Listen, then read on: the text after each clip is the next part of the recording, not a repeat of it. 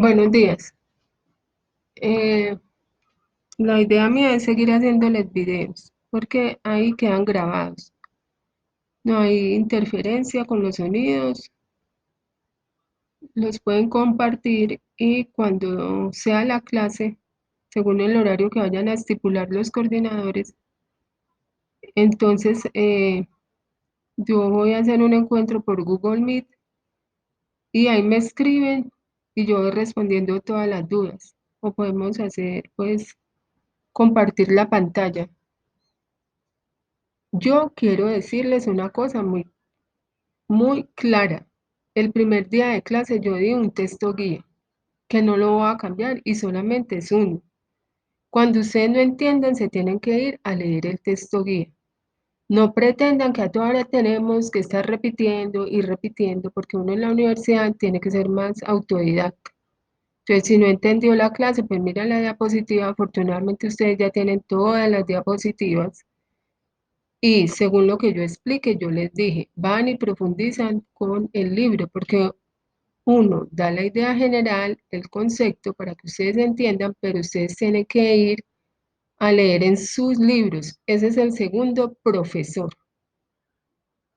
Bueno, entonces, repasando un poquito de contactos celulares, los contactos celulares son propiedades de los epitelios. Los epitelios pueden eh, son propiedades de los epitelios. Algunas de esas células epiteliales pues tienen especializaciones, ya habíamos dicho. Una especialización es algo que la hace diferente a otro. O sea, un urólogo no puede ser igual a un patólogo, es diferente, ¿sí? Entonces, hay especializaciones de la superficie, como cuáles, microvellosidades o orden cepillo, cilios, que son los pelos, que están en el aparato respiratorio y en la trompa uterina. Otra especialización es el flagelo, que están los espermatozoides, y otras son los estereocilios, que son grandes, largos, se pueden ver con el microscopio de luz y sirven para absorción. Entonces, esas son de la superficie libre, pero las células se tienen que pegar unas a otras en los epitelios. ¿Para qué? Pues para no dejar pasar sustancias a través de la membrana basal hacia el tejido conectivo, e irse por la sangre.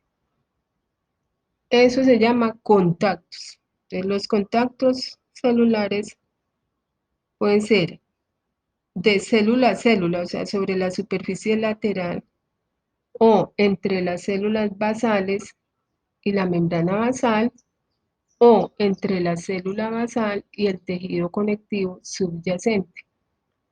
Entonces, vamos a ver los laterales. El primer contacto es la célula ocluyente. Supongamos que todo esto es una célula cilíndrica del intestino delgado, porque ahí es donde se observa mucho. La célula ocluyente también está en el epitelio transicional. Entonces, la primera acá, eso es un contacto. Aquí hay una membrana citoplasmática de esta célula, aquí estaría la otra célula. Entonces, oclusión, ocluyente. Esa, es- esa forma, esa forma de unión es a manera de cinta, vea, dejan espacios, ¿sí? Pero esa manera de cintas. Es el contacto entre la membrana citoplasmática de dos células. Está siempre por debajo de la superficie libre, en los epitelios del intestino delgado, del urotelio. También por debajo de esa célula ocluyente hay otro contacto que se llama la célula adherente. Si ustedes miran en el libro, pues yo les dije, la célula adherente, este sería la membrana citoplasmática de esta célula, ¿cierto? Y ese que acá es la membrana citoplasmática de la otra célula. ¿Cómo se van a unir entre sí? Aquí hay moléculas de adhesión, que son las caderinas, sino que no se ve muy bien pintada, pero estaría caderina, caderina, caderina. ¿Cómo se une la caderina a esa membrana citoplasmática? Por catenina o otra glucoproteína. Bueno, entonces en la célula adherente, acá en la membrana citoplasmática, hacia adentro hay una placa. la placa de una proteína que se llama vinculina. ¿Qué se va a pegar ahí? Filamentos. ¿Se acuerda que vimos que el citoesqueleto tiene filamentos de actina, miosina y espectrina? ¿Para qué? Para dar rigidez a la célula y para que se pegue con la otra. Entonces sería la célula adherente. Hay otros contactos laterales, perdón, que son los desmosomas. Los desmosomas se encuentran mucho en los epitelios fuertes que necesitan mucha resistencia, por ejemplo en la epidermis, y también tienen placas. Entonces, esto acá, bueno, la característica de los desmosomas es que están en todas las células que están conformando ese epitelio. Aquí también, esta sería la membrana citoplasmática de una célula. Esa sería la membrana citoplasmática de otra célula. ¿Cómo están unidas? Por caderinas, que ahí tienen otro nombre, pero solamente me interesa que sepan que son caderinas. Aquí la placa, esta sería la placa, se llama desmoplaquina y placoglobina. ¿Qué se va a unir ahí? Se va a unir dependiendo del tipo de epitelio. Entonces puede ser filamentos de queratina o si es en el músculo, de esmina. Pero los anclajes también pueden ser acá, vea, de acá, de la parte basal a la membrana basal o de la parte basal al tejido conectivo subyacente. Entonces, si es de la célula basal al tejido conectivo, puede ser el hemidesmosoma y la adhesión focal. El hemidesmosoma es como si yo cogiera la mitad de un desmosoma, ¿sí? Y lo acostara. Ese hemidesmosoma, o sea, aquí estaría la placa de placoglobina y desmoplaquina y por medio de una integrina se va a unir al colágeno que está en la membrana basal. ¿Cómo se une? Por medio de integrinas. Y si es ese sería el hemidesmosoma. Y si es una adhesión focal, es como si yo cogiera la mitad de una célula adherente.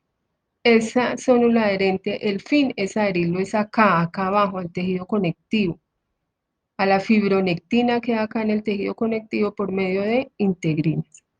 Las otras especializaciones son los poros, que ustedes ya saben que son proteínas de transmembrana.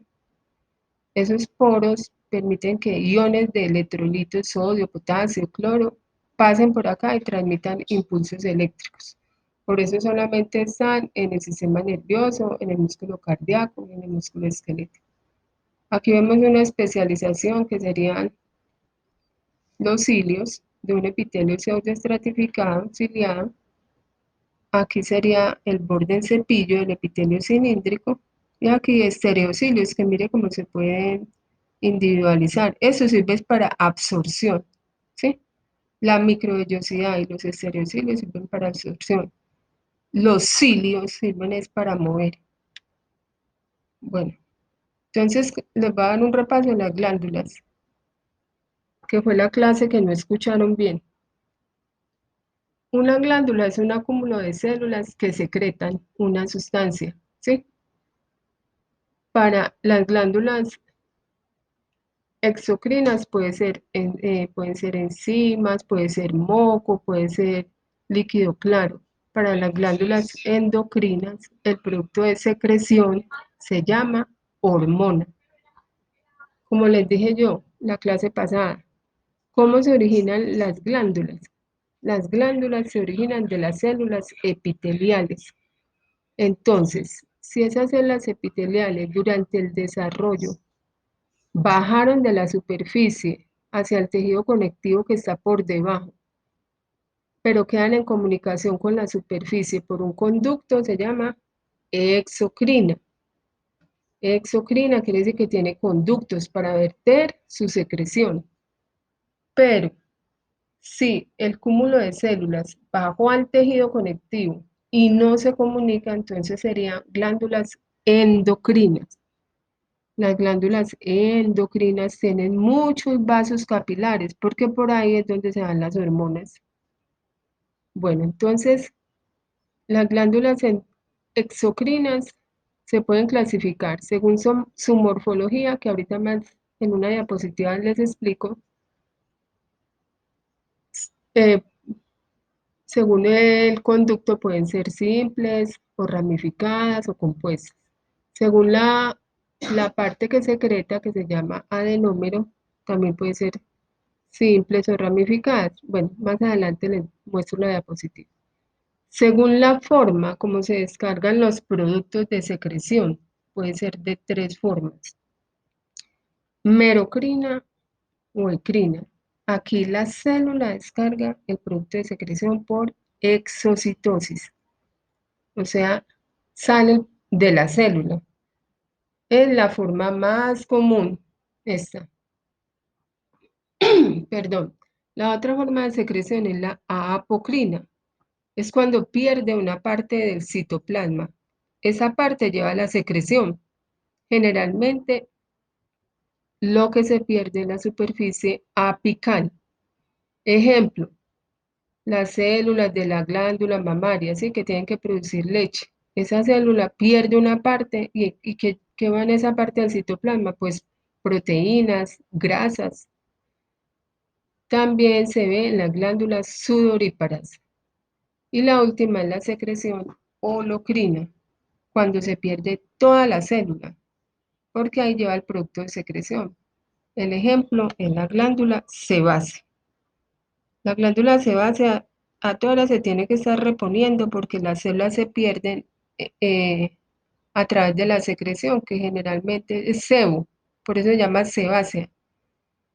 Bueno, entonces, según su morfología, entonces todas las glándulas exocrinas tienen una porción conductora y una porción secretora o adenómero, ¿sí?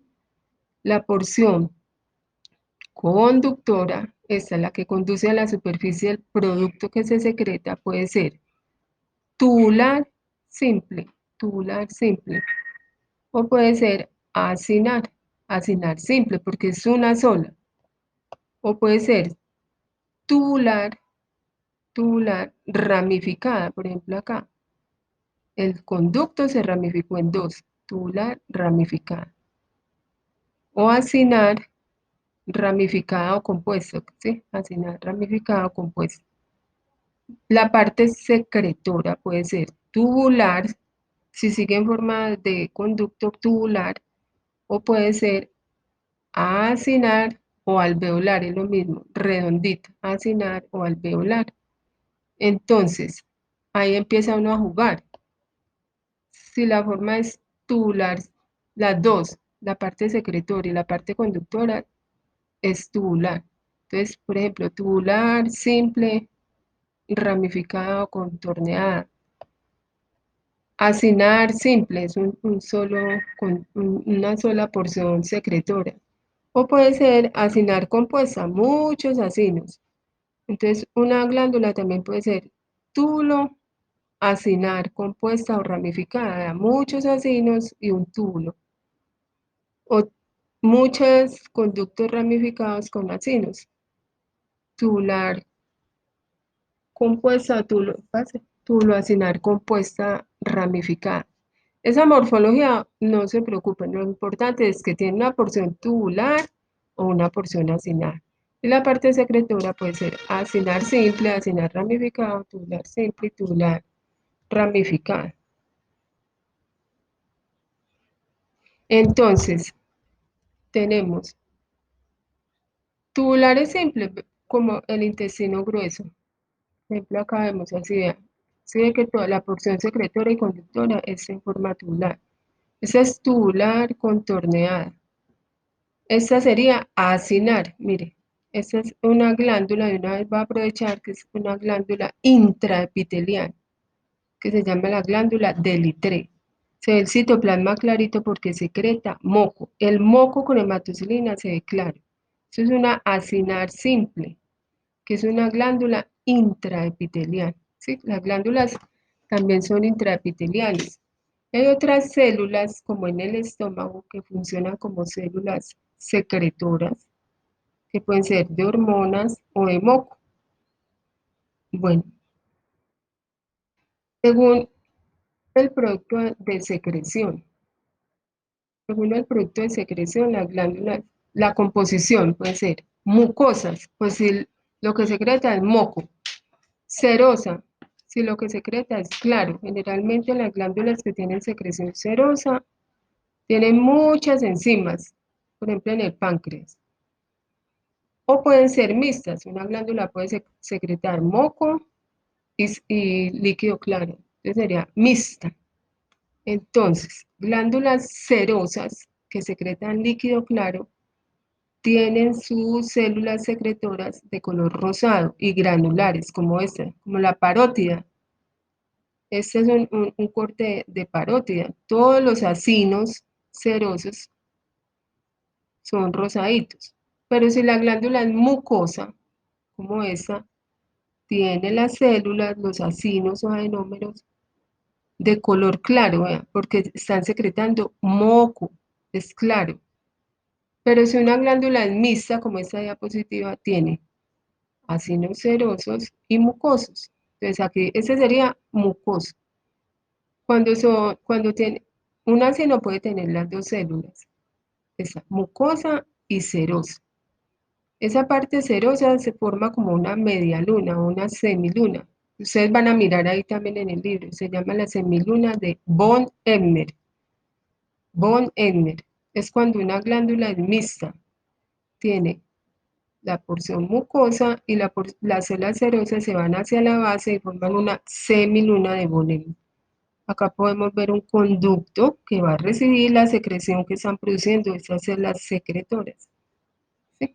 Acá vemos otro conducto.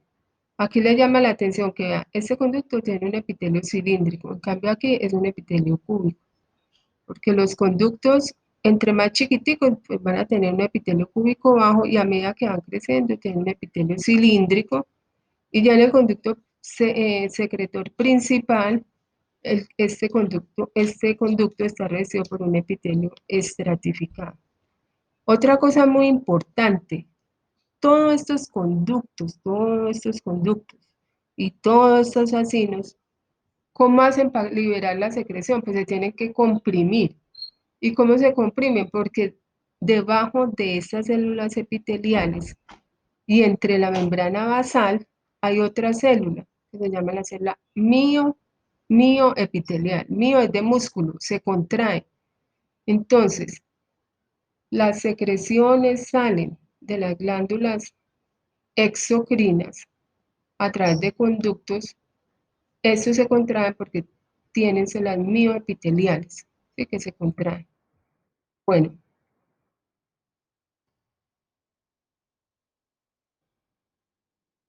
todas las glándulas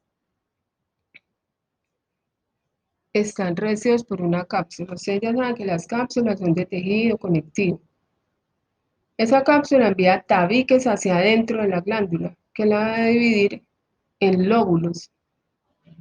A su vez, hay otros tabiques que se entran a los lóbulos y la dividen en lobulillos. Entonces, los tabiques grandes se llaman interlobulares y los chiquitos intralobulares o intralobulares o interlobulares. ¿Para qué sirven esos tabiques? Porque por ahí viajan los conductos, los vasos y los nervios. Bueno, con respecto a las endocrinas, ustedes ya saben cuáles son: hipotálamo, hipófisis, el ovario, el testículo, la tiroides, las paratiroides, las suprarrenales. Todas las glándulas producen hormonas. ¿Qué es una hormona? Es una proteína, es un factor de crecimiento, ¿sí? Que va y le da la orden a otra célula que está muy lejana, a otra célula que puede estar al lado o a la misma célula, o sea, puede ser autocrino, paracrino o a distancia, la orden. Entonces, esa hormona llega a un receptor de membrana citoplasmática o de membrana nuclear y le da la orden de que haga tal cosa. Entonces, todas las glándulas endocrinas, yo ya les dije, tienen muchos capilares. Acá vemos, por ejemplo, la tiroides que tiene folículos. Ahí se produce la hormona T3 y T4 que sirve para crecer. Y por acá, pues tiene que tener tejido conectivo que sería colágeno tipo 3, ¿sí? Que es fibra reticular. Aquí están los capilares, mire, muchos capilares tienen glóbulos rojos para llevar las hormonas. Entonces, lo importante es que las hormonas ejercen un efecto porque actúan como factores de crecimiento. Las endocrinas nunca poseen conductos. Bueno, entonces entramos a la clase de hoy. Ya vamos a entrar a tubo digestivo. Como no han visto anatomía, entonces ustedes se tienen que ayudar un poquito del atlas de anatomía. Entonces, el tubo digestivo, como su nombre lo dice, es un conducto que va desde la boca hasta el ano. ¿Cuál es su objetivo principal? La absorción de nutrientes. Y lo que no se absorbe se excreta como producto de desecho a través de la materia fecal. Entonces, el tubo digestivo, desde la boca hasta la faringe, es muy irregular, ¿sí? A partir del esófago ya sí podemos decir que es un conducto que va a tener unas capas histológicas muy parecidas. Bueno, en el tubo digestivo hay unas glándulas que vierten su secreción a ella. Entonces tenemos las glándulas salivares, que son mayores y menores. ¿Cuáles son las mayores? La glándula parótida, que está por debajo de las mejillas, ¿sí? Que vierte ella secreción mucosa y serosa.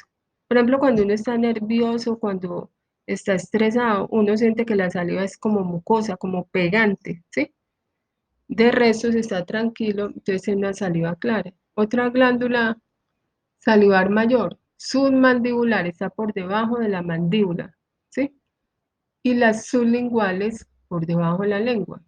Pero también hay glándulas salivares menores que pueden ser cerosas, mucosas o mixtas y están a lo largo de toda la boca, o sea, la superficie interna de las mejillas, en los paladares, en el dorso de la lengua.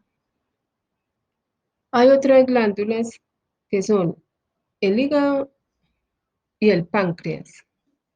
El hígado, pues ustedes ya saben que produce bilis, bueno, produce muchas sustancias, pero lo que vierte al tubo digestivo va a ser la bilis. Y el páncreas produce enzimas y produce bicarbonato. Se considera que hay glándulas a través como células glandulares a través del tubo digestivo. Bueno, antes de que se me olvide, en el tubo digestivo, pues acuérdese que como estamos en comunicación con el medio externo a través de la boca, tiene que haber tejido linfoide, que ustedes ya lo saben muy bien.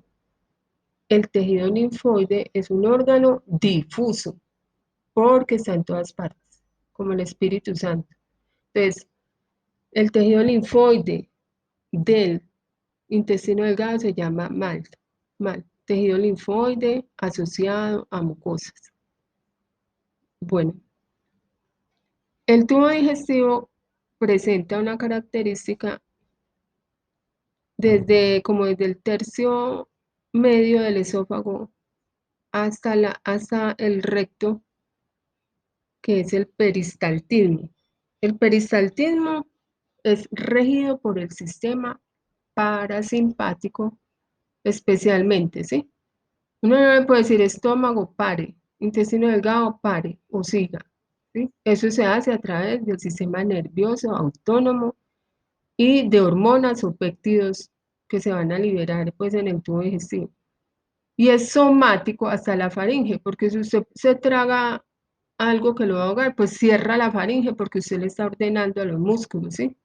Se hace consciente de eso.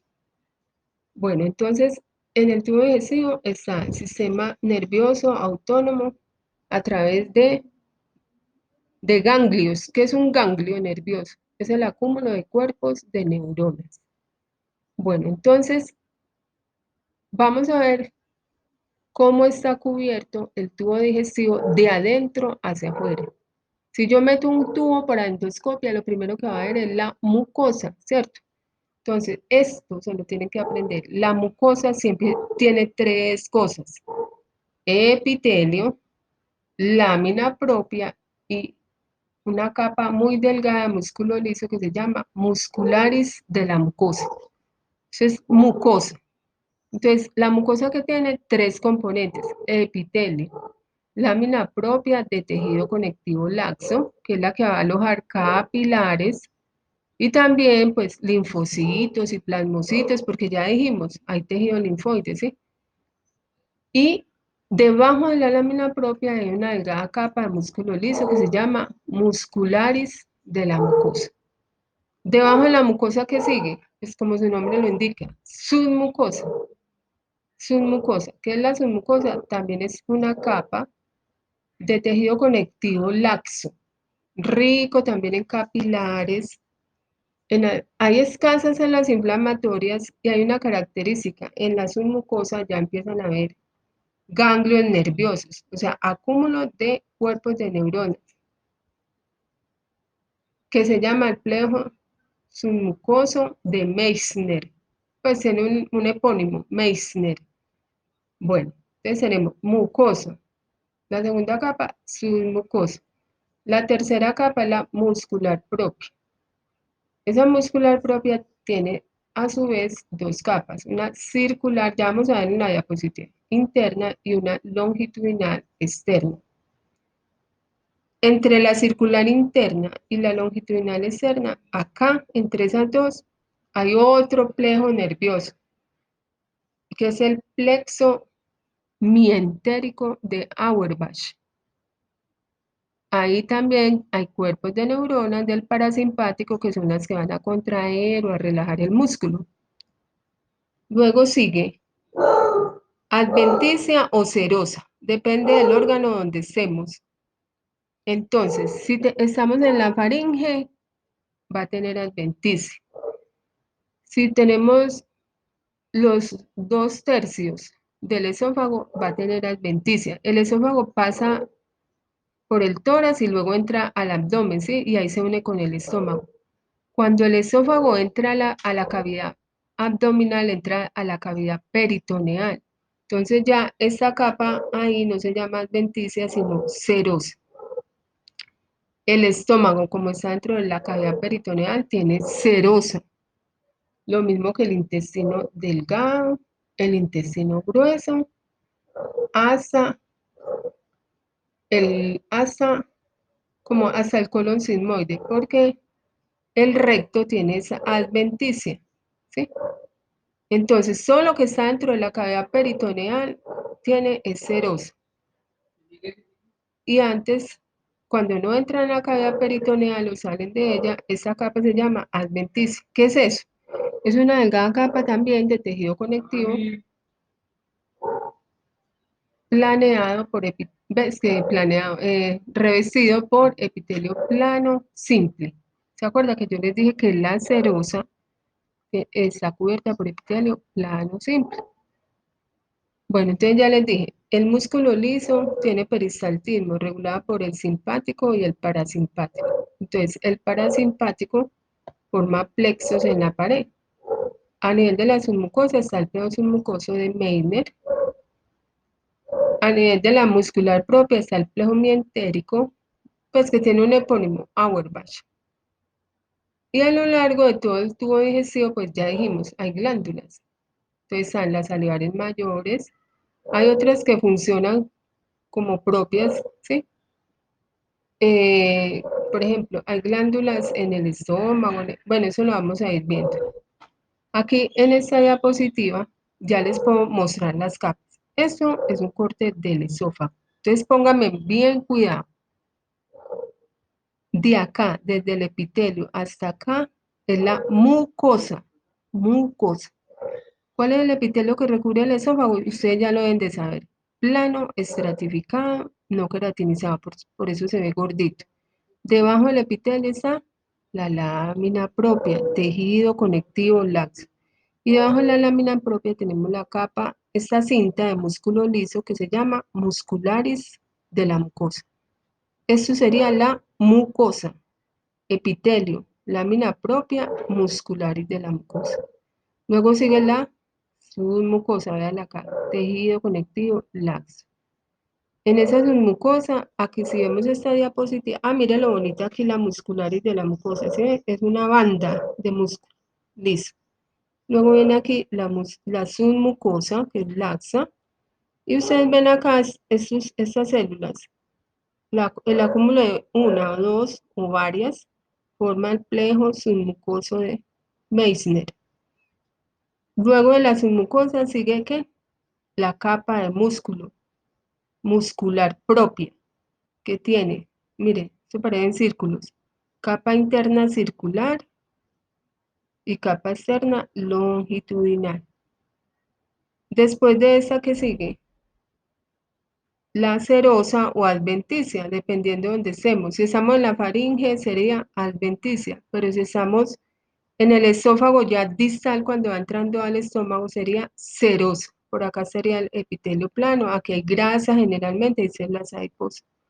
Esta es una aproximación de cuerpos de neuronas formando el plejo mientérico que estaría entre la capa circular y la capa longitudinal. Aquí está este plejo, ¿sí? Del parasimpático.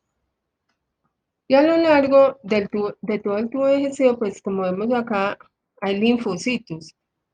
A veces están en acúmulos, a veces están aislados, y es lo que se llama el mal tejido linfoide asociado a mucosas. Muy importante para las defensas. Pero a veces se pueden formar tumores malignos, como los linfomas tipo mal. Entonces no se les olvide. Mucosa, epitelio, lámina propia, muscularis de la mucosa. Luego que sigue, submucosa. Luego muscular propia, circular interna, longitudinal y serosa o adventicia. Bueno, los epitelios pueden tener función protectora, por ejemplo en la boca.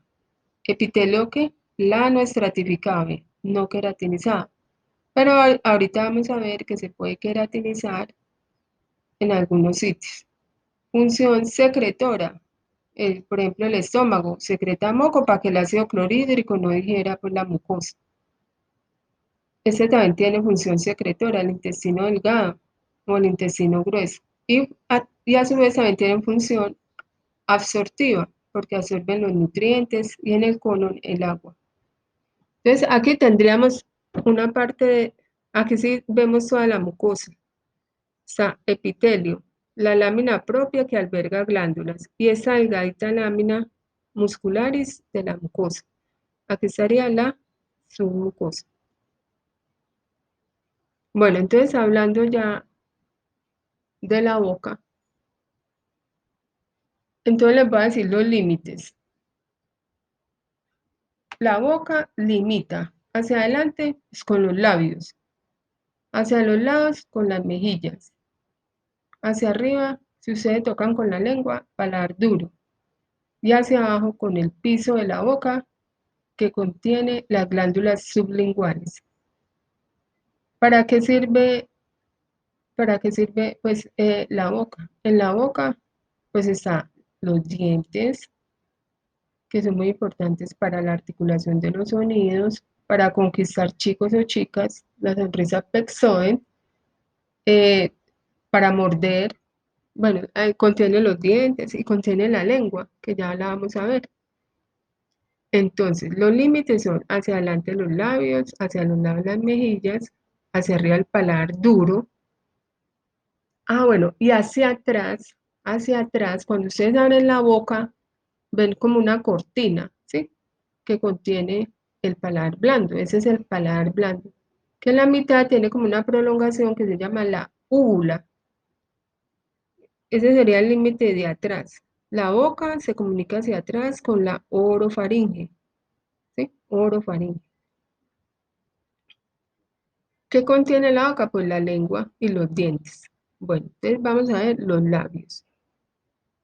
Los labios están constituidos básicamente por el músculo estriado. músculo estriado porque es voluntario, usted puede abrir o cerrar los labios. Ese músculo se llama el músculo orbicular de los labios, pero ese músculo está revestido, ¿cierto? Está revestido, entonces tiene una zona cutánea que es por debajo de la parte roja, ¿sí? Por debajo, o sea, la piel como donde empieza el mentón. Esa piel es fina, esa zona contiene folículos pilosos y glándulas sebáceas y sudoríparas. Luego sigue el verdadero labio, que es la zona roja de transición o prolabio, que es donde uno se echa el labial. Se llama prolabio, zona roja o de transición. El epitelio que recubre esta zona es epitelio escamoso. Perdón, siempre me queda cuando yo estudiaba. Epitelio plano, estratificado, con queratina, pero esa queratina es muy delgada. En el prolabio, en los labios, pues no hay pelos ni glándulas. ¿Pero por qué se ven rojitos? Porque debajo del epitelio, la lámina propia tiene muchos capilares. Entonces eso da el color rojo. Bueno, y detrás de esa zona roja de transición, si ustedes se tocan con la lengua, ya aparece la mucosa oral. Esa mucosa oral tiene epitelio plano, estratificado, no queratinizado y también se ve rojo porque el tejido conectivo tiene muchos capilares. En los labios y en las mejillas, bueno, las mejillas por dentro tienen mucosa tapizada por un epitelio plano, estratificado, no queratinizado, tienen una lámina propia y luego sigue la submucosa. La submucosa fija los labios y las mejillas a los músculos que hay en la cara, o sea, a los músculos orbicular de los labios y a los músculos de la cara, que yo no sé si ya los habrán visto, que son un poco, que el macetero, que el bucinador, que el cigomático mayor, menor. Entonces, la submucosa fija la mucosa a la musculatura. En la parte mucosa, o sea, por dentro, en la boca, o sea, por dentro de las mejillas y por dentro de los labios, hay numerosas glándulas menores, ¿sí? Que pueden ser mucosas, mucoserosas o mixtas. ¿Sí? Perdón, mucoserosas mixtas. Bueno, las encías. Las encías, este es un corte de encía, está revestida por epitelio plano, estratificado, queratinizado, ¿sí? Porque tienen que ser fuertes, queratinizado. Luego sigue la lámina propia, que es esta, tiene muchos capilares, por eso se ven rojas, y fuera de eso tiene una característica que tiene gruesas fibras de colágeno. Después de la lámina propia, ¡pum!, sigue el hueso alveolar. Entonces, en las encías no hay glándulas, ¿sí? Tampoco hay músculo. Entonces, solamente tiene epitelio, lámina propia, y mismo esta lámina propia tiene que ser fuerte, por eso tiene fibras de colágeno que la adhieren al hueso alveolar. Luego seguimos el paladar. Entonces, el paladar se divide en dos. Paladar duro es lo que está formando el techo de la boca. O sea, ustedes lo tocan ahí con la lengua hacia arriba. Si ustedes ponen la lengua hacia arriba, ese es el paladar duro. Y si abren la boca y miran hacia atrás la cortina, se llama el paladar blando. Entonces, el epitelio del paladar duro también tiene que ser fuerte. Entonces, es un epitelio plano, estratificado, como este, con queratina.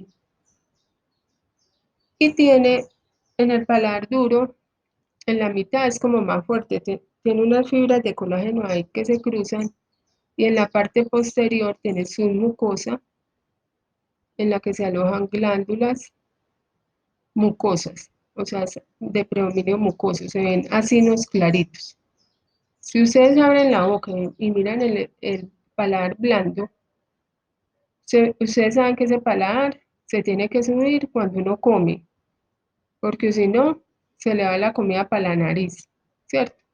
Porque la boca se está comunicando con la faringe y la nasofaringe hacia arriba, ¿cierto? Entonces, el paladar blando sube cuando uno come, pero cuando uno no está comiendo, ¡pum!, se baja como una cortina. O sea, por delante, el paladar blando, como se relaciona con la boca, tiene un epitelio plano, estratificado, no queratinizado. Tiene submucosa que lo fija a la capa de músculo porque tiene mucho músculo estriado y tiene glándulas ahí cerosas y mucosas. Pero si ustedes van por detrás del paladar blando, por detrás, ya ese paladar se está relacionando es con la faringe. La faringe también hace parte de el tracto respiratorio, o sea que por detrás el paladar blando tiene epitelio de tipo respiratorio. ¿Cuál es? Cilíndrico, pseudoestratificado, ciliado, con muchas glándulas mucosas o mixtas. Entonces la lengua. Yo con Danilo, pues los que tengan el libro van a mirar la fotico que le tomé a la lengua. Entonces, la lengua es muy importante porque sirve para mover el alimento y colocarlo entre los dientes. Sirve para la articulación de los sonidos y en la lengua es donde está el sentido del gusto. O sea, por medio de la lengua, a través de los corpúsculos gustativos, es que sentimos lo ácido, lo dulce, lo amargo, lo salado. Y otro sabor que lo describieron los japoneses que sabor agradable o umami. Ese es el sabor que de los muchachos cuando se dan besos, agradable. Bueno, ¿qué es la lengua? La lengua básicamente es puro músculo estriado cubierto por mucosa. Entonces, la masa principal de la lengua es músculo estriado y en ese músculo pueden haber células adiposas. Pero ese músculo tiene que estar tapizado por una mucosa. Entonces vamos a ver cuál es el epitelio de la lengua. En el dorso, o sea, lo que uno se ve es epitelio plano, estratificado con queratina. Pero en la parte ventral, o sea, por debajo de la lengua, no tiene queratina. Entonces, hasta ahora hemos visto tres partes de la lengua, de la boca que tienen queratina. Dorso de lengua, encía y paladar duro. De resto no tienen queratina. Hay submucosa, pero en la parte posterior. La mucosa y la submucosa que está en la parte posterior se fijan al músculo estriado, ¿sí? Directamente. Entonces, en la lengua, si ustedes miran el dibujito que les mandó Danilo en el libro, la lengua por el dorso, o sea, lo que uno se ve es como rugosa, ¿sí? ¿Por qué? Porque está llena de papilas linguales. Entonces, la lengua tiene dos partes. Una parte móvil que serían los 2/3, que es lo que sale de la boca. Y una parte fija o raíz que está hacia atrás, esa está pegada, no la podemos ver. Entonces, los 2/3 anteriores es la parte móvil y el tercio posterior es la parte fija o raíz. La parte fija está separada de la parte móvil por un surco en forma de V corta, ¿sí? Miren el dibujito que les mandó Danilo. Hay una V hacia atrás. Esa V, en el vértice hay un agujerito. Y ese agujerito se llama el agujero ciego o foramen secum. Porque es importante ese agujero, que uno no se lo ve ya cuando crece, porque ahí durante el desarrollo embrionario se forma la glándula tiroides. Pero esa glándula tiroides se va por un conductico hasta llegar al cuello, a la parte anterior del cuello. A veces persiste ese conducto y forma quistes. Entonces, ese agujero está por detrás de la V. Tienen que mirar un libro de anatomía o el libro de histología, ¿sí? Yo les dije, para histología, para anatomía, tiene uno que mirar las figuras, porque no puede ser como un loro, lea y lea y lea, tiene que mirar las figuras. Entonces, está la B, la punta de la B contiene el agujero ciego, que eso se desaparece cuando uno crece. Es un primordio de donde se formó la glándula tiroides hasta que bajó pues por un conducto hasta el cuello. Por delante de esa B se van a posicionar 10 papilas linguales, que son grandototas. Esas 10 papilas linguales se llaman las papilas caliciformes o circunvaladas. Bueno, entonces, ya dijimos, en el dorso de la lengua hay epitelio plano estratificado, ¿sí? Con queratina. Y en ese epitelio están las papilas gustativas, que son de 4 tipos. Filiformes.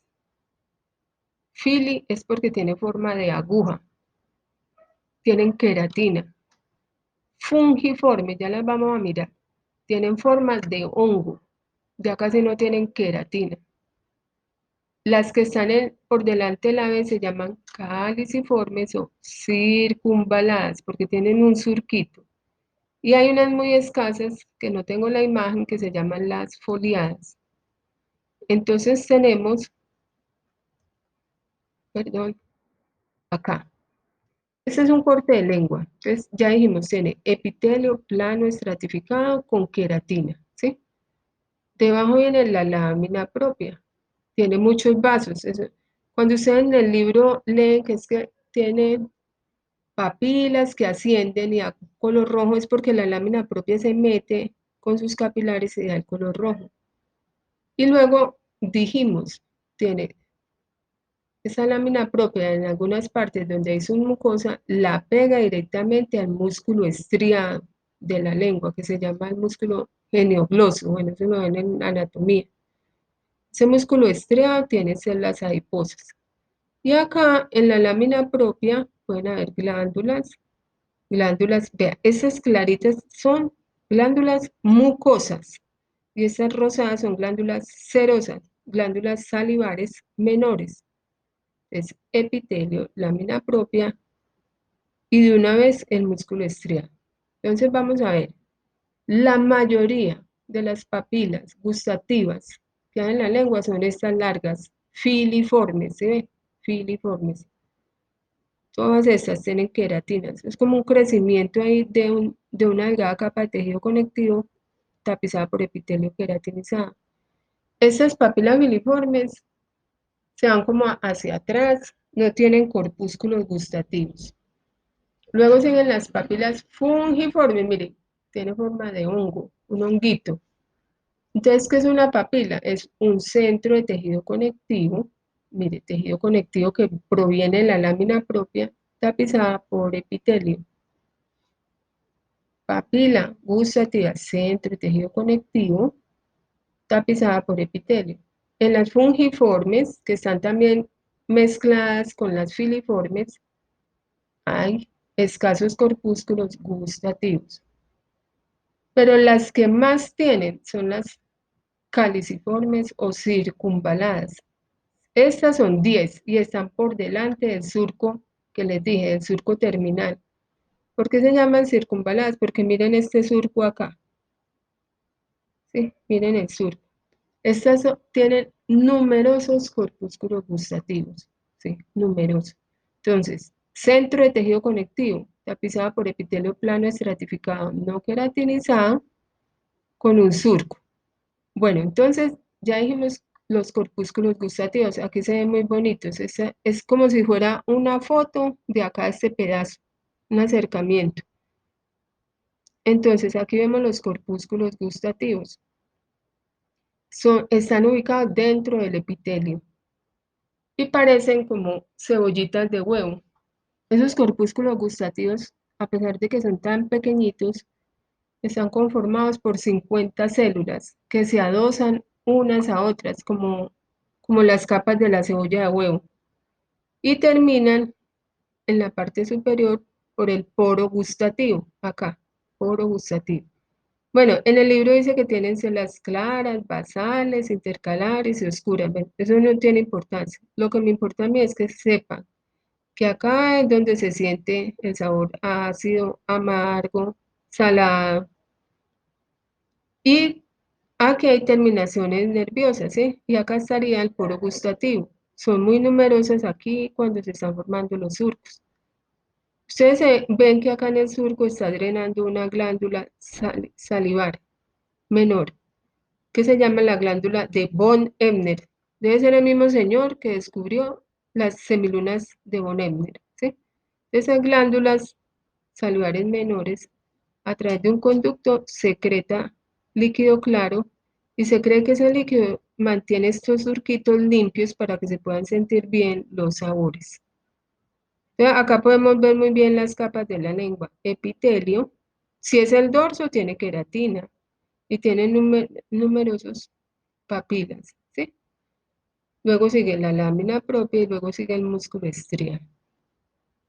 Bueno, hasta ahí en la clase. Tienen que leer en el libro, muchachos. Ustedes ahorita ya no ya pasaron de la época de coquito, ¿sí? Que la profesora todo se los da, o el profesor. No. Estamos en una época de crisis y como le dije yo a Danilo, o a muchos, uno se tiene que adaptar. El que no se adapta pierde o se muere. ¿Cuáles son los animales que han evolucionado? Entre ellos el hombre. El hombre se adaptó, aprendió a cazar, aprendió a hacer fábricas, aprendió a comer animales para que le diera el virus del coronavirus, ¿sí? Pero por favor, cuando ustedes no entiendan, tienen los textos guía. Y ya en el encuentro que vamos a tener, me escriben o bueno, me escriben o hablamos con todas las dudas que tengan. Gracias y descansen.